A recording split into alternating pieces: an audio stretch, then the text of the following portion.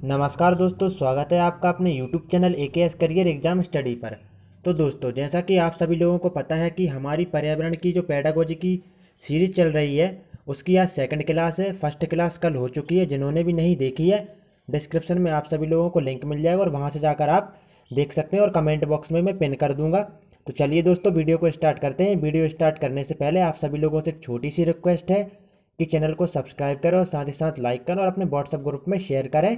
साथ ही bell icon को दबाना ना भूलें, क्योंकि दोस्तों बेल आइकन जब ऑन रहेगी तभी आपको वीडियो की जो अगली वीडियो है उसकी नोटिफिकेशन मिलेगी।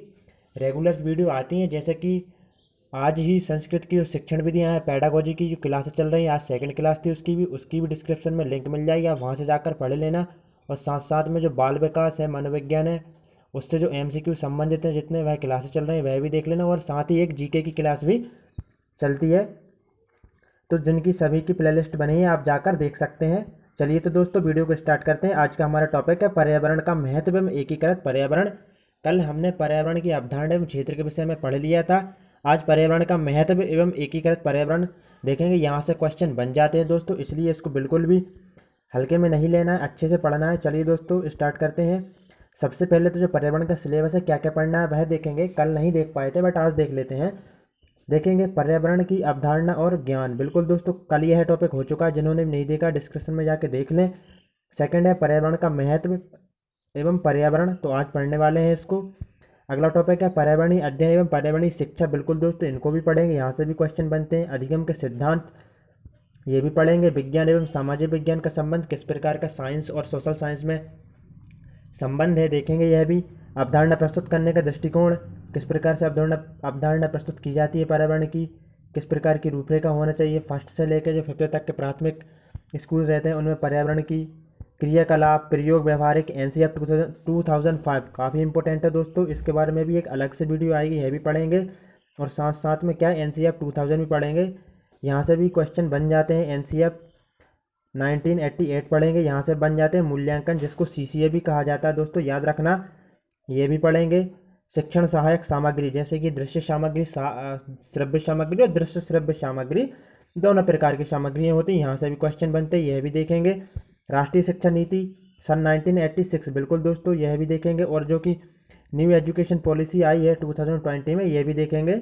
जब लास्ट में देखेंगे बिना बोझ की शिक्षा, किस प्रकार से NCF 2005 ने बिना बोझ की शिक्षा के जो बताए हैं पॉइंट्स, वह सब देखेंगे। चलिए दोस्तों, आज का हमारा टॉपिक है पर्यावरण अध्ययन का महत्व एवं पर्यावरण। दोस्तों 10 से 12 से लेकर 15 वीडियो आएंगी। टोटली जो पर्यावरण की पेडागोजी है सभी की सभी समाप्त हो जाएगी, तो आप बिल्कुल भी पढ़ना ना भूलें, काफ़ी हेल्पफुल है।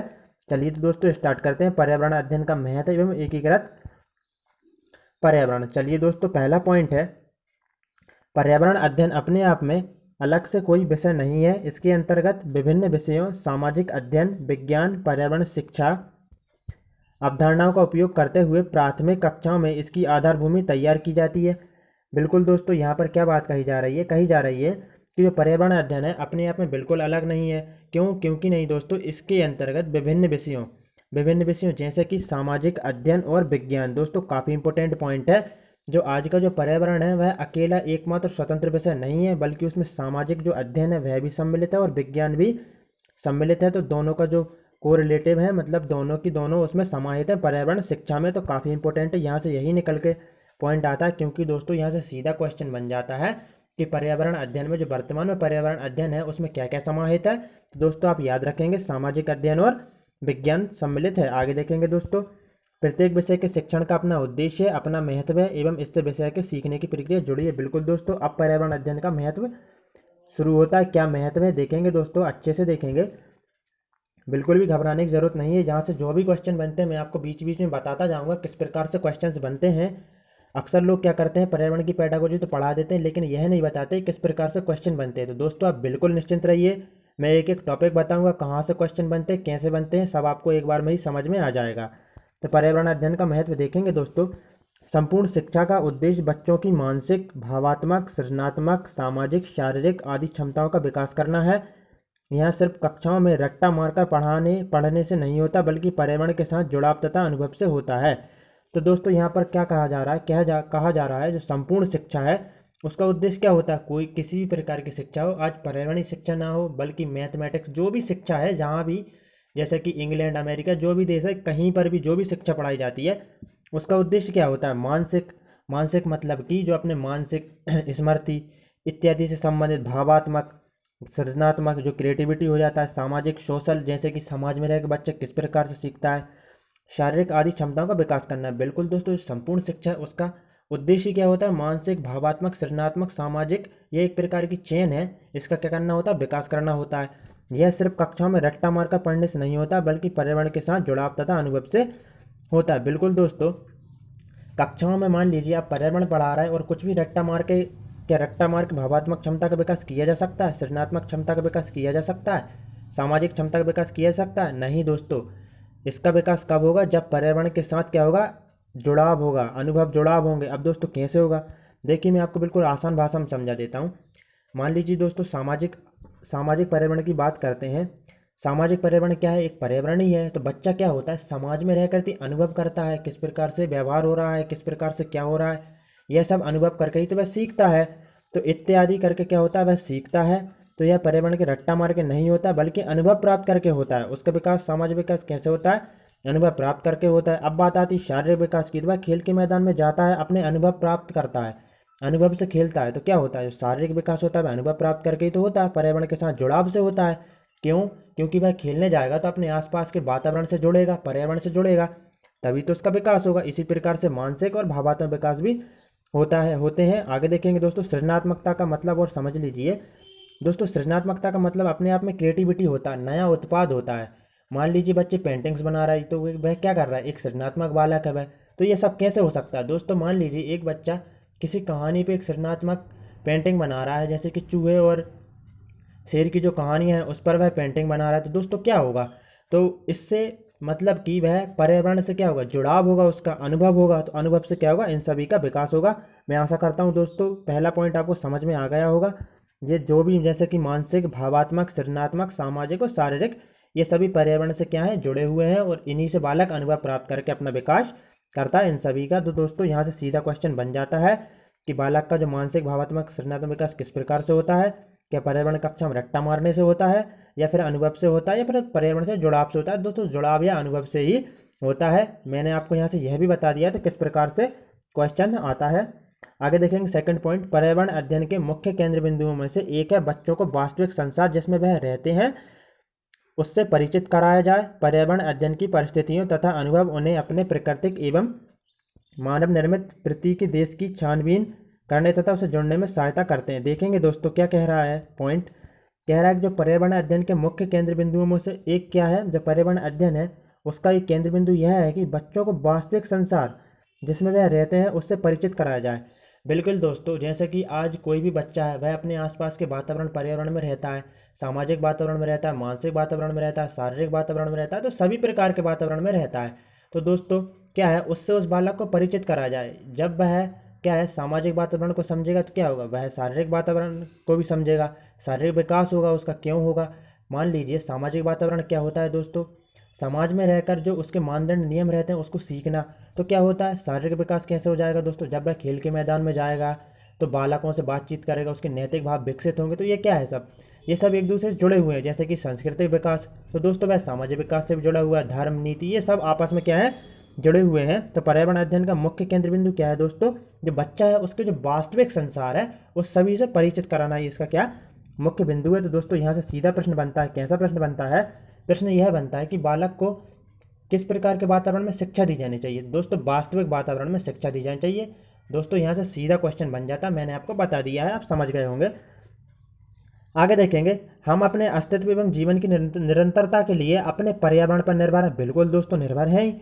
इस संदर्भ में प्रत्येक व्यक्ति का नैतिक कर्तव्य है कि हम अपने पर्यावरण की रक्षा एवं संरक्षण करें। ऐसा करने के लिए इस बात की समझ अत्यंत आवश्यक है कि हमारे पर्यावरण की संरचना क्या है तथा इसका महत्व क्या है। पर्यावरण अध्ययन इसमें सहायक होता है। बिल्कुल दोस्तों, यहाँ पर क्या बात कही जा रही है, आज किसी भी प्रकार की चीज़ हो, कोई भी चीज़ हो, जैसे कि आज सब्जी हो गया, फल फूल हो गया, पानी हो गया, हवा हो गई, जो भी ये सब हम क्या पर्यावरण से ही तो प्राप्त हो रहा है। आज हम पर्यावरण पे ही जीवित हैं। तो इस संदर्भ में प्रत्येक व्यक्ति का एक नैतिक कर्तव्य है। दोस्तों नैतिक कर्तव्य क्या होता है, नैतिक कर्तव्य को आप अच्छे से समझ लीजिए। नैतिक कर्तव्य का मतलब होता है भली भांति समझना, जैसे कि एक ईमानदारी टाइप में, मतलब कि आप नैतिक कर्तव्य ऐसा हो जाएगा कि एक बालक है और आप बड़े हैं, ठीक है दोस्तों, आपको भूख लगी है और उस बालक को भी भूख लगी है, तो आप मिल बांट कर खाएंगे, आप जो सहपाठी है उससे मिल बांट कर खाएंगे, आपका नैतिक, ये सब नैतिक ही होता है। कैसा होता है? नैतिक कर्तव्य होते हैं। तो हमारा नैतिक कर्तव्य क्या है? सभी को जागरूक करना, ये सब नैतिक कर्तव्य है। नैतिक कर्तव्य यह है कि हम अपने पर्यावरण की रक्षक करें, संरक्षण करें। ऐसा करने के लिए इस बात की समझ अत्यंत आवश्यक है कि हमारे पर्यावरण की संरचना क्या है तथा इसका महत्व क्या है। पर्यावरण अध्ययन इसमें सहायक है।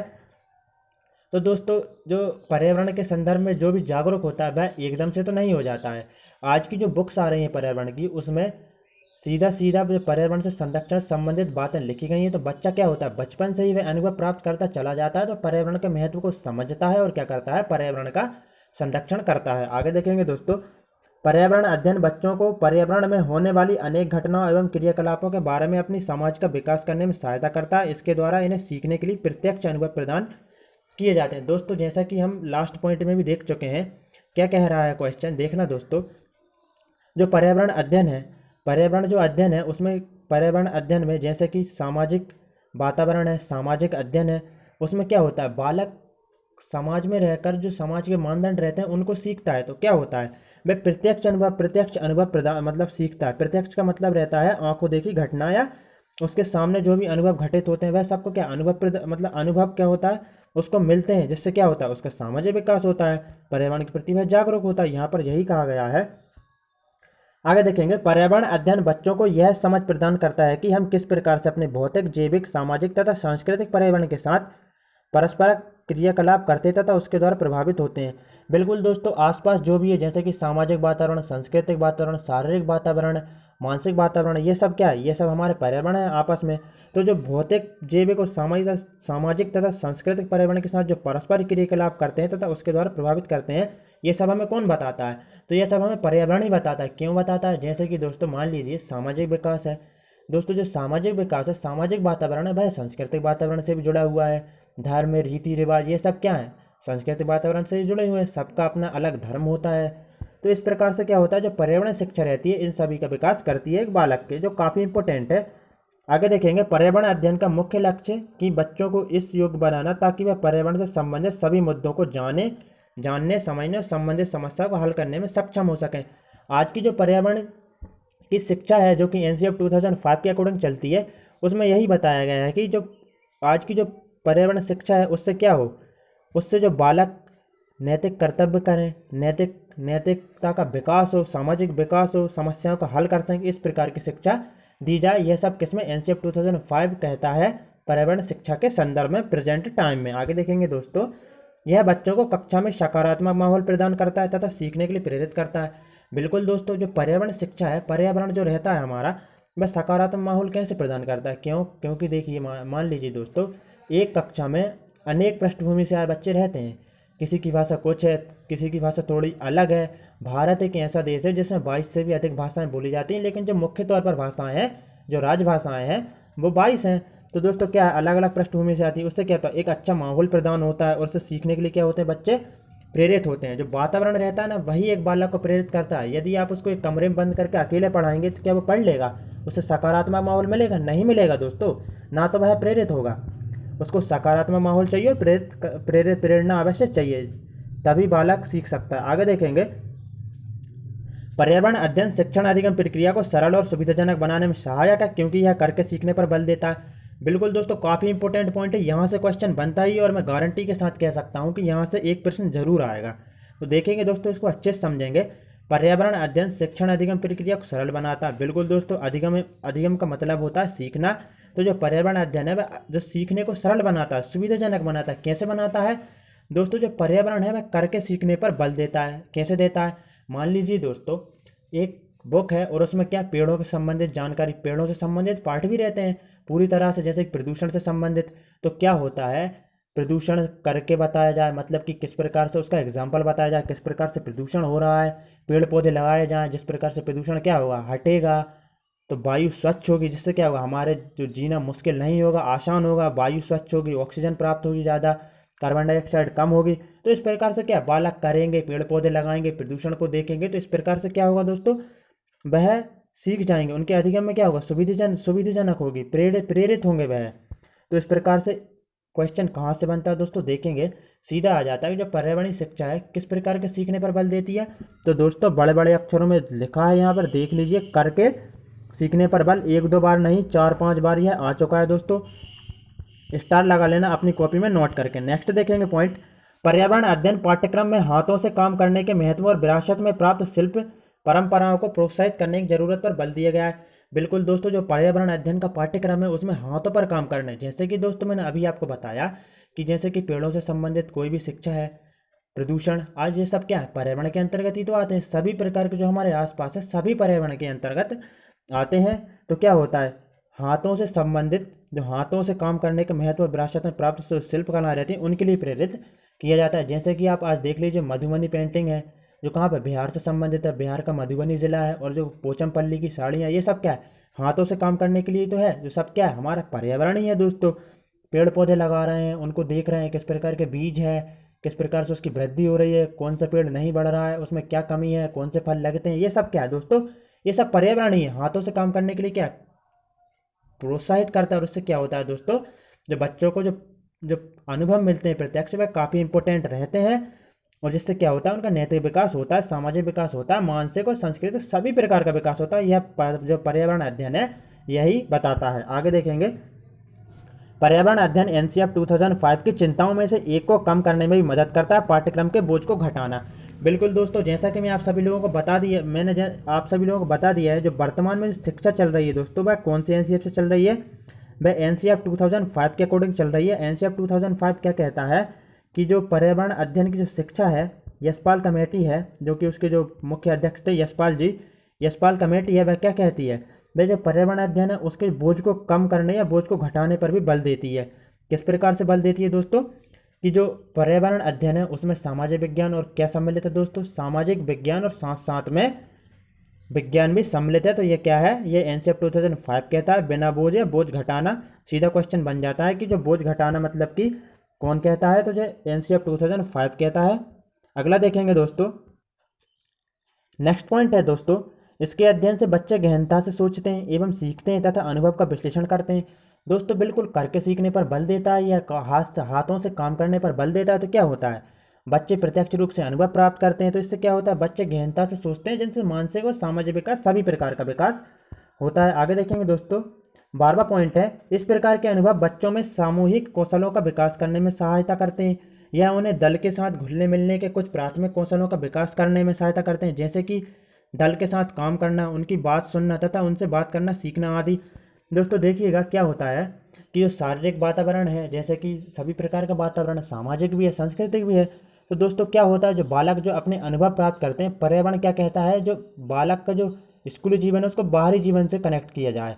तो दोस्तों जो बालक रहता है शारीरिक वातावरण में सीखता है, उससे क्या होता है, उसके जो बच्चे रहते हैं उनके साथ खेलता है, उसके जो सहपाठी रहते हैं उनके साथ खेलता है, प्रत्यक्ष अनुभव प्राप्त करता है, नैतिक निर्णय सीखता है, तो सभी प्रकार से सीखता है। तो यह क्या कहता है, सब पर्यावरण के अंतर्गत ही आता है। आगे देखेंगे दोस्तों, इसी के साथ बच्चों में दूसरों के दृष्टिकोण एवं विश्वासों के प्रति भावनाओं का विकास होता है। बिल्कुल दोस्तों होता है। विचारों, अनुभवों, लोगों, भोजन, भाषा, पर्यावरण तथा सबसे अधिक सामाजिक सांस्कृतिक रिवाजों एवं आस्थाओं की कदर करना सीखते हैं। दोस्तों हमारा पर्यावरण क्या कहता है, सामाजिक वातावरण, सांस्कृतिक वातावरण, मैं बार बार कहूँगा दोस्तों कि ये क्या है, हमारे सब काय किस में आता है, पर्यावरण शिक्षा के अंतर्गत आता है, पर्यावरणीय वातावरण के अंतर्गत आता है।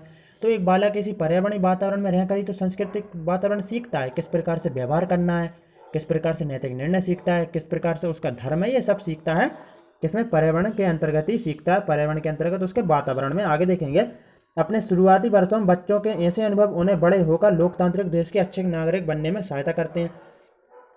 दोस्तों क्या है, यदि आप बच्चों को प्रारंभ से ही, बचपन से ही उन्हें अच्छे अनुभव प्रदान करेंगे, समाज में रहेगा, जिस प्रकार से समाज व्यवहार करेगा, तो बालक क्या होगा, अच्छे बड़े होकर लोकतांत्रिक देश के अच्छे नागरिक बनेंगे। यदि मान लीजिए दोस्तों कोई भी समाज है उसमें गलत व्यवहार हो रहा है, वहाँ के जो गलत व्यवहार हो रहा है तो बच्चे वैसे ही हो जाएंगे, ऐसा नहीं है, वहाँ पर गलत हो रहा है तो बच्चे अच्छे हो जाएंगे। जिस प्रकार से समाज का वातावरण रहेगा, संस्कृति का वातावरण रहेगा, शारीरिक वातावरण रहेगा, उसी प्रकार से बच्चा बड़ा होकर उसी प्रकार के व्यवहार करेगा। तो क्या तो जो पर्यावरणीय शिक्षा है दोस्तों वह क्या कहती है, वह कहती है कि शुरुआती वर्षों में ही उस बालक को पर्याप्त और अच्छे अनुभव दिए जाने चाहिए, प्रत्यक्ष अनुभव दिए जाने चाहिए, जिससे वे बड़े होकर क्या हो, लोकतांत्रिक देश के अच्छे नागरिक बनने में सहायता हो। दोस्तों यदि बचपन से ही बालकों को क्या सिखाया जाता है कि हिंदू मुस्लिमों में दुश्मनी है, ऐसा नहीं है दोस्तों। यदि आप बचपन से उनको सिखाएंगे कि सबसे पहले जो भगवान है उसने इंसान को बनाया था, धर्म को नहीं बांटा था, तो इस प्रकार से वह बड़ा होकर क्या होगा, एक अच्छे लोकतांत्रिक देश का नागरिक बनेगा, बिल्कुल भी भेदभाव नहीं करेगा।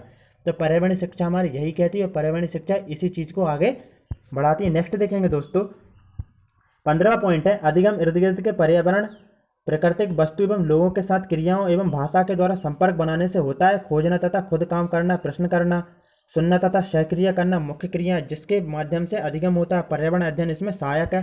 तो दोस्तों क्या होता है, आज हमारे जो आसपास का पर्यावरण है, आज आप थोड़ा अपने घर से निकलते हैं तो कोई आपका फ्रेंड से मिलते हैं, उससे क्या होता है, बातचीत करते हैं, किस चीज़ से करते हैं, भाषा के माध्यम से करते हैं दोस्तों, जिससे क्या होगा, आपका भाषिक विकास होगा। तो ये सब क्या, आपका पर्यावरण ही तो है दोस्तों। पर्यावरण के अंतर्गत ही होता है, सामाजिक वातावरण हो, सांस्कृतिक वातावरण हो या कुछ भी हो।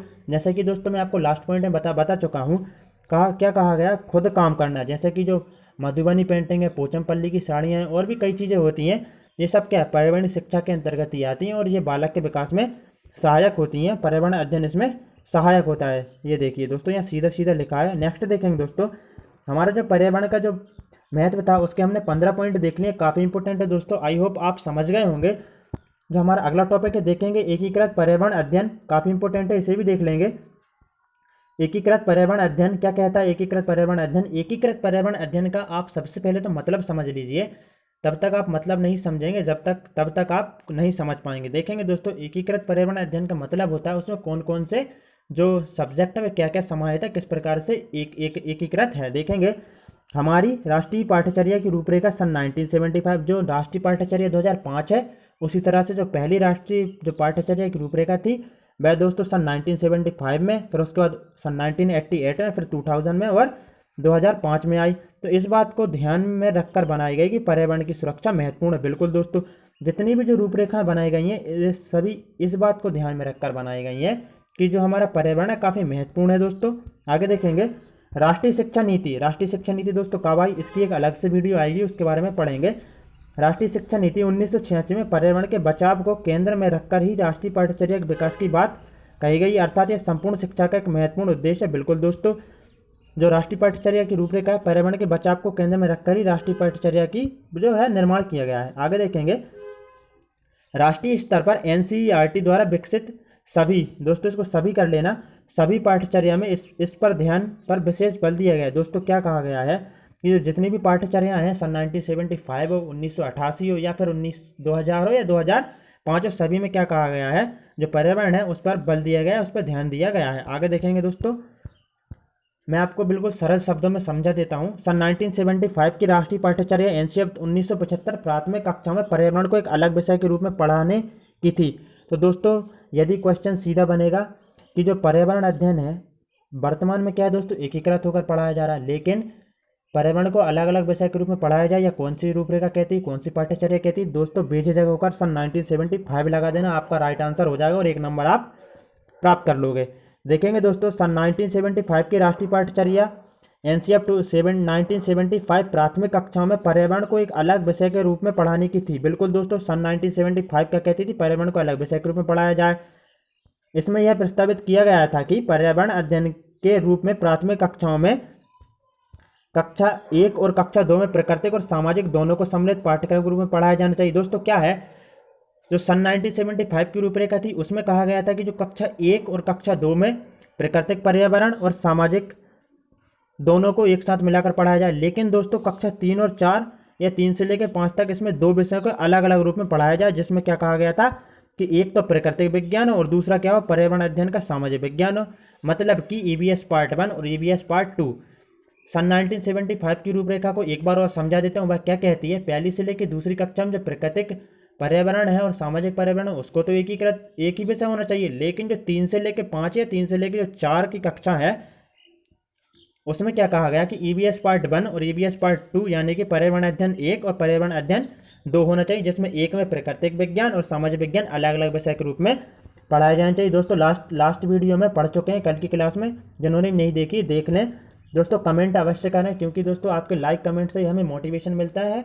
आगे देखेंगे राष्ट्रीय पाठ्यचर्या, राष्ट्रीय शिक्षा नीति के बारे में देखेंगे। राष्ट्रीय शिक्षा नीति 1986 तथा राष्ट्रीय पाठ्यचर्या की रूपरेखा दोस्तों, एक तो सन 1975 में राष्ट्रीय पाठ्यचर्या की रूपरेखा आई थी, उसके बाद सन 1988 में आई थी, और राष्ट्रीय शिक्षा नीति कब आई थी? 1986 में आई थी। बार बार इसलिए बता रहा हूँ दोस्तों कि सीधा क्वेश्चन आ जाता है कि भारत की जो राष्ट्रीय शिक्षा नीति थी वह कब आई थी, तो 1986 में आई थी। क्या कहती है देखेंगे, राष्ट्रीय शिक्षा नीति 1986 तथा राष्ट्रीय पाठ्यचर्या की रूपरेखा 1988, जिसको एनसीएफ कहा जाता है, एनसीएफ का फुल फॉर्म है नेशनल करिकुलम फ्रेमवर्क, में भी पर्यावरण अध्ययन के बारे में उपयुक्त व्यवस्था की मंजूरी किया गया था। मतलब इनमें भी पर्यावरण के अंतर्गत दृष्टिकोण रखे गए हैं, जो दृष्टिकोण हम लास्ट वीडियो में देख चुके हैं दोस्तों। आप वहाँ से जाकर देख लेना। एक बार और बता देता हूँ मैं आपको थोड़ा बहुत, जैसे कि 2000 है, जो 2000 है मतलब कि एनसीएफ 2000 नेशनल करिकुलम फ्रेमवर्क, उसने क्या कहा था कि जो पर्यावरण अध्ययन के जो तीसरी से लेकर 5वीं तक है उसे अलग अलग विषय ना होकर एकीकृत विषय के रूप में पढ़ाया जाना चाहिए, सिर्फ उसने कहा था। लेकिन दोस्तों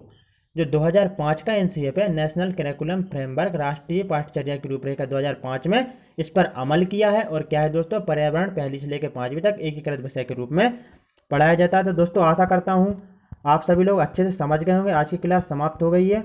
जय हिंद दोस्तों, वंदे मातरम। दोस्तों आपसे एक क्वेश्चन जरूर पूछूंगा मैं, उसका आंसर आप सभी लोगों को कमेंट में देना है, क्योंकि देखते हैं दोस्तों आप पढ़ भी रहे हैं कि नहीं। जो लास्ट वीडियो में पढ़ाया गया है कि जो एनसीएफ है, एनसीएफ सन 1975 में क्या कहा गया था, उसके बारे में आप थोड़ी जानकारी दीजिए कि जो तीसरी से लेकर 5वीं तक का जो क्लास है उसमें जो पर्यावरण अध्ययन है उसे एकीकृत विषय के रूप में पढ़ाने पर जोर दिया गया था या फिर अलग अलग पे। और एक क्वेश्चन और है दोस्तों कि जो सन 2005 का एनसीएफ है, एनसीएफ का फुल फॉर्म आपको कमेंट बॉक्स में लिखना है। क्योंकि दोस्तों मैं इसलिए कह रहा हूँ क्योंकि ये सीधा क्वेश्चन बन जाता है कि एनसीएफ का फुल फॉर्म क्या है, तो आपके ऑप्शन में आ जाते हैं नेशनल करिकुलम फ्रेमवर्क, और भी अदर आ जाते हैं। तो दोस्तों ये काफ़ी इंपॉर्टेंट है, याद रखना। और एक एक क्लास करके जितनी भी क्लास आएंगी दोस्तों, पर्यावरण की पूरी पेडागोजी हम खत्म कर लेंगे। और फिर उसके बाद में जो पर्यावरण से पेडागोजी संबंधित जितने भी ऑब्जेक्टिव टाइप प्रश्न हो सकते हैं सभी को लगाएंगे, जितने भी हैं 1-2 हज़ार जितने भी हैं सीरीज चलेगी दोस्तों।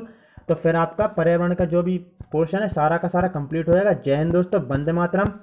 आज 14 फरवरी है, और जो कि पुलवामा में 2019 में अटैक हुआ था, तो दोस्तों उन सभी शहीदों को नमन करता हूं मैं, और आप सभी लोगों को भी नमन करिए और जय हिंद जरूर लिखिए उन शहीदों के लिए। जय हिंद दोस्तों, वंदे मातरम।